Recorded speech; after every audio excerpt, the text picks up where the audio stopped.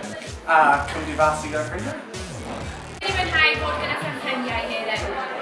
Heddiw, rydw fi wedi mwynhau popeth. Mae bod yn hwyl gyda ffrindiau a mae'n gwych. Ie, yn gyd. Ie, mae'n joio mynd rownd y campus, yn y prifysgol i gyd yn cael rhan yn pethau gret o'n fawr yn gael pethau bildo o'n tîm gwir a bethau yna, so ie, joio.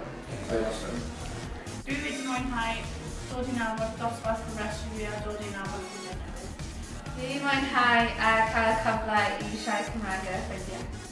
Dwi wedi mwynhau dysgu am y holl cyfleoedd sydd ar gael yn y chweched.